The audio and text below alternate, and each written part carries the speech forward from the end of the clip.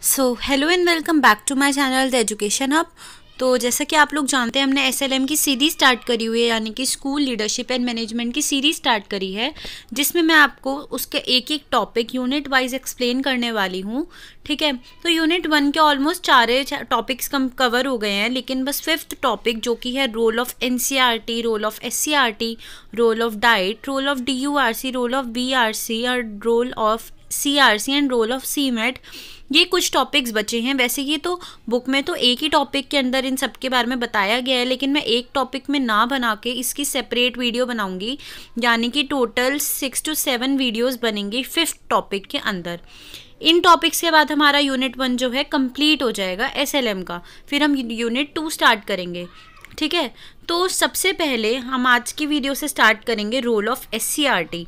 ठीक है, एससीईआरटी जो होता है, जिसके अंडर हम लोग भी आते हैं, हमारा डीएलएड का कोर्स आता है, ये एससीईआरटी द्वारा ही प्रोवाइड किया गया है। ठीक है, तो अब हम और जानते हैं एससीईआरटी के बारे में, क्योंकि हमें स्कूल एडमिनिस्ट्रेशन में जाना है, हमें स्कूल सिस्टम में जाना है, तो उससे रिलेटेड चीज़ों के बारे में भी हमें पता होना चाहिए। तो अब हम देखते हैं कि क्या फंक्शंस और क्या रिस्पॉन्सिबिलिटीज़ होते हैं एससीईआरटी के। एक छोटी सी बात जान लेते हैं कि जो एससीईआरटी है वो क्यों इस्टेब्लिश करी गई थी। नेशनल पॉलिसी ऑफ एजुकेशन 1986 के तहत एससीईआरटी दिल्ली में इस्टेब्लिश करी गई थी।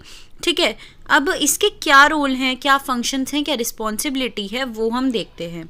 सबसे पहला, ये पूरी ओवरऑल क्वालिटी एजुकेशन को देखती है, जैसे कि ये अपने अंडर लेती है, संभालती है, प्रमोट करती है, यानी बढ़ाती है उसको, उनके बीच में कोऑर्डिनेशन बिठाती है, किनके बीच में, एजुकेशन के बीच में। एजुकेशन से रिलेटेड हर एक चीज़ एससीईआरटी के अंदर आएगी, और इनका क्या एम होता है, क्वालिटी इम्प्रूवमेंट नहीं, सिर्फ क्वालिटी इम्प्रूवमेंट इनका पहला एम होता है। दूसरा, ये क्या करती हैं, जो टीचर्स लग गई हैं, जो टीचर्स वर्क कर रही हैं और जो टीचर बनने वाली हैं, उनके लिए ट्रेनिंग प्रोवाइड करना। जैसे हम लोगों को भी ट्रेनिंग मिलती है और जो टीचर्स बन गई हैं उनको भी ट्रेनिंग मिलती है। तो कौन सी लेवल के टीचर्स को ट्रेनिंग मिलती है, एलिमेंट्री टीचर्स को, सेकेंडरी टीचर को और एडवांस लेवल के टीचर्स को भी एससीईआरटी ट्रेनिंग प्रोवाइड करता है। थर्ड नंबर पे है, ये प्रोवाइड करता है और ऑर्गेनाइज करता है सर्विस इंस्टीट्यूशंस, यानी इंस्टीट्यूशन बनवाता है जिसमें क्या हो, एजुकेशन से रिलेटेड रिसर्च हो पाए और टीचर्स की ट्रेनिंग हो पाए। एजुकेशन से रिलेटेड रिसर्च, जैसे कि बच्चों के लिए क्या अप्रोप्रिएट होगा, कौन सा टीचिंग मेथड या कुछ भी रिसर्च जो होगा वो ये प्रोवाइड करवाता है, ये उन चीज़ों को ऑर्गेनाइज कराता है, जो टीचर्स की ट्रेनिंग है उनको ऑर्गेनाइज करवाता है। ठीक है, ये एक्सपेरिमेंट करके देखता है और ये प्रोग्राम्स, नए नई टेक्निक्स, नई नई चीज़ें स्कूल में प्रैक्टिस करवा के देखता है कि कौन सा टीचिंग मेथड वो होगा जो बच्चों के लिए अच्छा रहेगा, किस टीचिंग मेथड सूटेबल रहेगा जिससे बच्चे प्रॉपर पढ़ पा रहे हैं। तो ये एक्सपेरिमेंट वगैरह यही लोग करवाते हैं। ठीक है, ये करिकुलम को डिज़ाइन करता है और मटेरियल प्रोवाइड करता है कि जिससे हमें पढ़ाना है वो मटेरियल ये हम लोगों को प्रोवाइड करता है, यानी कि टीचर्स को। ठीक है, ये प्रिपेयर करता है, इवैल्यूएशन मतलब इवैल्यूएट करता है, रिवीजन करवाता है किस चीज़ की, टीचिंग लर्निंग मटेरियल की, यानी कैसा टीचिंग लर्निंग मटेरियल है उसको देखेगा, प्रिपेयर करवाएगा, उसका इवैल्यूएशन करेगा कि जिससे हम बच्चों को क्वालिटी एजुकेशन दे पाएँ, बच्चों को अच्छी एजुकेशन हम दे पाएँ। ये कौन करता है, एससीईआरटी करता है। ठीक है, ये मटेरियल को बनाता किससे है, एजुकेशन टेक्नोलॉजी से, यानी ईटी से, यानी कि और टेक्नोलॉजी यूज़ करके ये टीएलएम प्रोवाइड करवाता है। उसके बाद ये क्या करता है, मास मीडिया के साथ रिलेशन बना के ये स्टूडेंट्स को एंगेज करता है एजुकेशन में, जैसे कि बाहर की दुनिया से बच्चे जुड़ पाएँ, जो कि हमारा मेन भी होता है एजुकेशन का। उसके साथ ये असिस्ट करता है और हमें एडवाइस करता है कि बाहर के मास मीडिया को यूज़ करके हम कैसे बच्चों को एक एजुकेशन दे पाएँ। ठीक है, ये क्या कहते हैं, हर एक जो टीचर बनने वाली हैं उनको भी ट्रेनिंग प्रोवाइड करता है, उनके लिए एक्सपेरिमेंट्स वगैरह लेके आता है, उनको ट्रेनिंग देता है। ठीक है, और ये सिस्टम में, मैनेजमेंट में जितने भी लोग हैं टीचिंग मैनेजमेंट में, उनको बताता है कि कैसे एफिशिएंट मैनेजमेंट करी जाए, बच्चों को कैसे मॉनिटर करा जाए, कैसे इवैल्यूएशन करा जाए। और ये जो टीचर्स हैं जो बच्चों को पढ़ा रही हैं, उनके ऊपर कौन ध्यान देता है, एससीईआरटी ध्यान देता है कि हम टीचर्स पे भी ध्यान देंगे कि क्या वो क्वालिटी ऑफ एजुकेशन प्रोवाइड कर रही हैं, या ये जो एजुकेशन इंस्टीट्यूशन है ये क्वालिटी एजुकेशन प्रोवाइड कर रहे हैं कि नहीं। इन सब का ध्यान भी एससीईआरटी रखता है। ठीक है, ये इस चीज़ का ध्यान रखता है कि एजुकेशन जो है ये हम इक्वालिटी के लिए दे रहे हैं, सब एक हैं, और ये बात कहीं पे भी टूटे ना, कहीं पे भी गलत ना साबित हो, इस चीज़ का ध्यान रखता है। प्रोग्राम्स वगैरह बनाता है जिससे यूई हो सके, यूनिवर्सलाइजेशन ऑफ एलिमेंट्री एजुकेशन, यानी कि 8 तक सब बच्चों को एजुकेशन मिले, इस चीज़ का ध्यान रखता है। उसके लिए जितना बन सके सरकार अपनी तरफ से करती है, यानी कि SCERT अपनी तरफ से करती है। ठीक है, क्वालिटेटिव एजुकेशन के लिए जो बन सकता है ये उसमें अपनी बेस्ट ही देते हैं।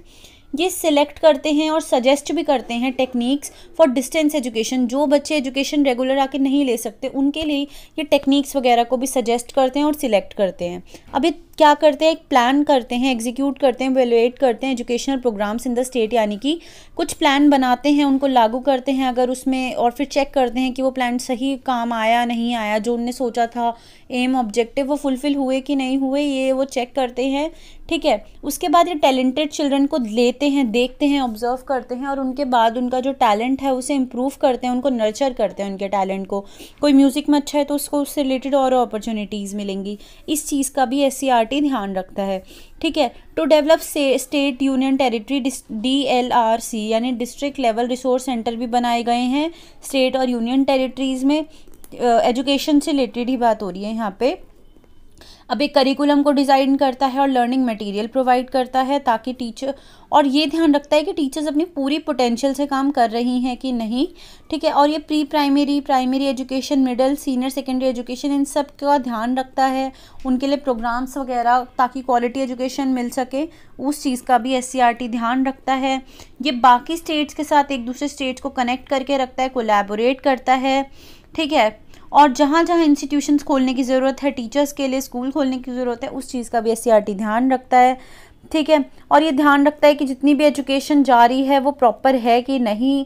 और अगर हम इतने कर लेंगे, इसमें 10 to 20 पॉइंट्स दिए हुए हैं, मैंने आपको मेन बताए हैं, जैसे कि हम और भी ये भी लिख सकते हैं। ये बुक्स वगैरह भी प्रोवाइड करते हैं, मटेरियल्स प्रोवाइड करते हैं, पीरियोडिकल मतलब कुछ जैसे मंथली वगैरह, कुछ इन्हें लिटरेचर देनी है, बच्चों को मैगजीन देनी है, वो सब प्रोवाइड करते हैं। तो ऐसे इसमें बहुत सारे पॉइंट्स है, 27 पॉइंट्स है, लेकिन अगर हम 10 to 15 पॉइंट समझ के कर लेंगे तो हमारा सफिशिएंट आंसर होगा। जैसे क्योंकि ये 5 मार्क्स में मोस्टली पूछा जाता है कि जैसे ये पूछ लेंगे, एक क्वेश्चन अकेला 10 मार्क्स का नहीं आता, ये ऐसे नहीं पूछते एग्जाम में कि SCERT क्या है, उसका रोल बताओ, ये 10 मार्क्स में ऐसे नहीं आता, 2 क्वेश्चन इंक्लूड होते हैं।